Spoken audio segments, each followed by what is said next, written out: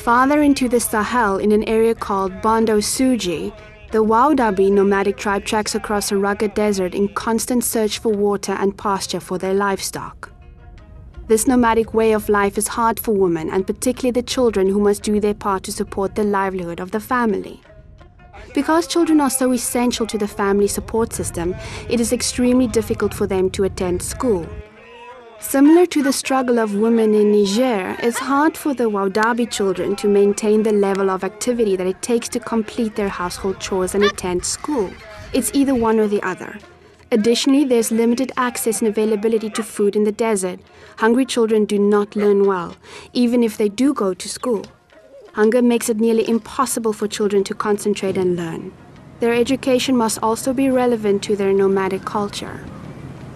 Our partner for this project is the Catholic Church. People who have been hired by the church are our field agents, the people who actually live in the nomad zone and work with the communities. The primary activity in this area is the herding of animals, and compared to the size of the population, there's not a lot of farming that goes on here. Consequently, at the time of the millet harvest in Niger, when the millet prices are lowest, the price of livestock is also at its lowest. Today, the price of buying grass for their animals is more expensive than buying food for their families.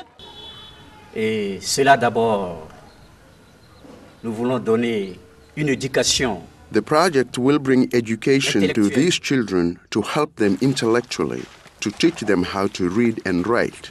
We want to increase their awareness of the environment and their appreciation for their culture. The project will teach them how to improve their social and economic environment. The fight for food security is difficult because the environment is unforgiving. If there is no rain or water, there is no life. The project trained these children new herding and cultivation methods which help their community deal with the environmental factors that affect their food security. This training helps families meet their basic needs. That's our goal. When their families migrate, assurances are made so nomad children have housing and enough food to eat while they are in school. As children become more educated, they can teach their families how to improve their lives in the camps by making better use of food. This brings the families hope for the future. CRS works closely with the local partners in Niger to ensure that the country's food security issues are being addressed. Programs are being put in place that provide Nigerian families with a sense of stability within their community regarding future food needs.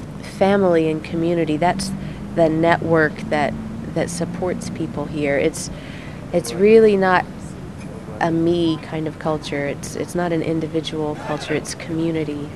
And I mean, you talk about strength in numbers. I think part of just the strength of spirit we see in the people here comes from the closeness of the community, the way, not just the way they work together, but the way they have to work together to survive. These projects are just 3 examples of how finding ways to improve food security is important to the people and communities of Niger. These programs help individuals and communities meet their immediate food needs while preparing them to be able to provide for the future.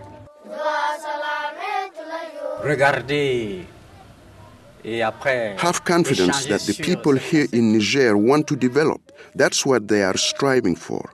Together with the people of Niger and the people of the United States, side by side, hand in hand, this country will prosper and everyone will be able to live together in dignity.